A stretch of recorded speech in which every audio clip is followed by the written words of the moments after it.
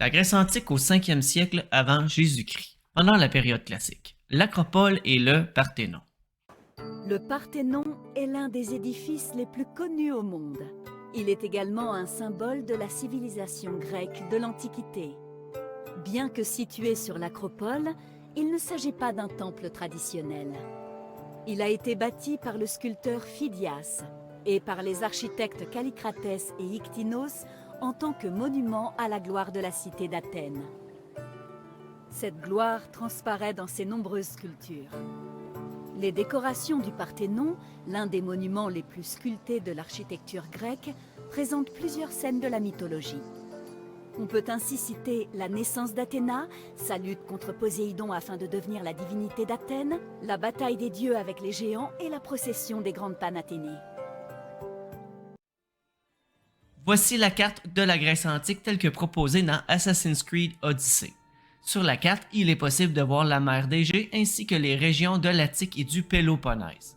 La cité-État d'Athènes est située en plein milieu de l'Attique.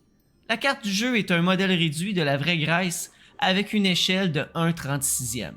Cela est particulièrement visible lorsque nous comparons la longueur des fortifications qui relient Athènes au port du Pirée. La cité-État d'Athènes est entourée par la mer et les montagnes, ce qui lui procure une défense naturelle et ce en plus d'être entourée d'immenses fortifications. Athènes est la ville la plus puissante et la plus riche du bassin méditerranéen. Au sommet de l'Acropole, une montagne située en plein milieu d'Athènes, il y a le Parthénon, un temple en l'honneur de la protectrice d'Athènes, Athéna. Aujourd'hui, le Parthénon existe toujours et fait partie du patrimoine mondial de l'UNESCO. C'est un des sites les plus visités à travers la planète. L'Acropole a connu de nombreux changements au cours de sa longue histoire. Ce qui n'était qu'un simple rocher occupé dès le néolithique est devenu à l'époque mycénienne une véritable forteresse. Des bâtiments en pierre y ont été érigés au 7e siècle avant l'ère commune, mais les célèbres édifices dont les ruines sont encore visibles remontent pour l'essentiel au 5e siècle avant notre ère. L'emplacement de l'Acropole est étroitement lié au mythe de la fondation d'Athènes.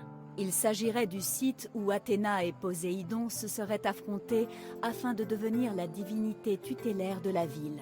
Ce lien a valu à l'Acropole une aura sacrée qui a fait d'elle le cœur religieux de la ville.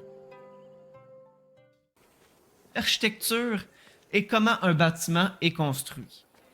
La Cour suprême aux États-Unis et le Sénat américain empruntent l'architecture grecque. Les colonnades, le haut portique et le fronton en triangle sont les caractéristiques de cette architecture. Plus tard, cette architecture sera aussi reprise par les Romains. L'Acropole a été très longtemps en chantier, notamment en raison de sa destruction partielle pendant les guerres médiques. C'est au 5e siècle avant l'ère commune qu'elle a connu ses embellissements les plus significatifs. Cette période fut extrêmement florissante pour Athènes, à la fois financièrement et culturellement. Les excellents résultats économiques du commerce et des mines d'argent du Laurion ont permis à Périclès, le dirigeant d'Athènes, de financer un vaste projet de reconstruction de la citadelle. Il a fait appel à des artistes de renom comme le sculpteur Phidias, ainsi qu'aux architectes Iktinos et Kallikrates. Ensemble, ils érigèrent des édifices tels que le Parthénon et les Propylées. L'objectif de Périclès était de faire de l'Acropole un site consacré aux dieux et aux mortels athéniens. Maintenant, aventurons-nous au cœur de l'Acropole en passant par les Propylées. Mais avant, prenons le temps d'observer cet artisan qui décore un amphore grec, c'est-à-dire un pot d'argile.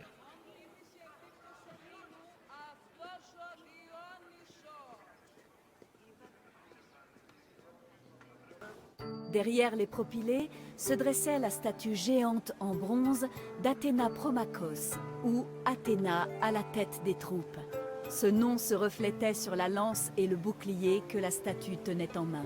Elle a été créée au milieu du 5e siècle avant l'ère commune par Phidias. Selon une inscription, sa fabrication a réclamé 9 ans et a coûté un demi-million de drachmes. Haute d'environ 10 mètres, cette statue était si grande que Pausanias déclara qu'elle était visible de la mer près du cap Sounion à 60 km de là. Les ornements du bouclier de cette statue ont été gravés par Nice.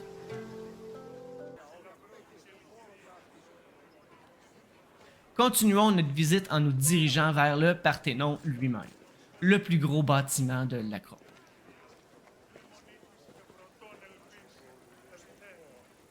De loin, il est possible de voir les immenses colonnades qui soutiennent le bâtiment.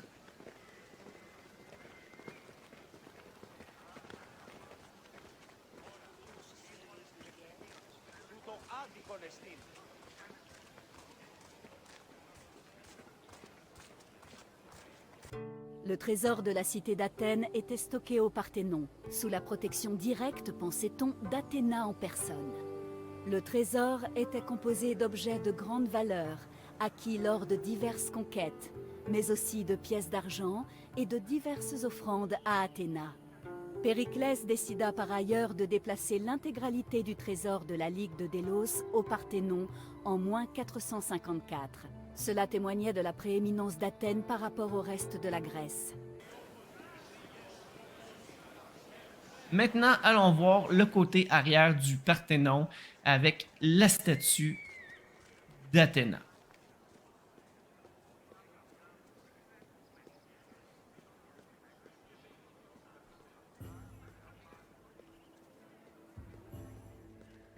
La salle intérieure du Parthénon, ou Cella, renfermait une imposante statue d'Athéna, considérée comme l'un des plus grands chefs-d'œuvre du sculpteur Phidias. La statue était de nature chryséléphantine, c'est-à-dire composée d'or et d'ivoire.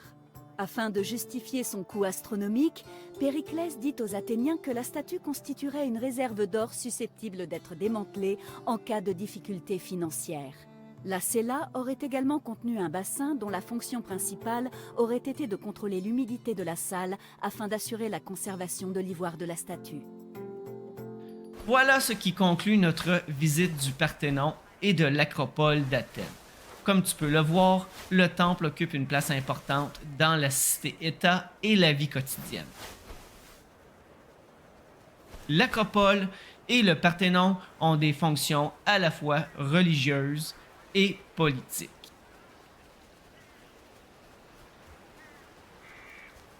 L'Acropole témoigne de la richesse et de la puissance de cette cité-État qui a marqué l'Antiquité.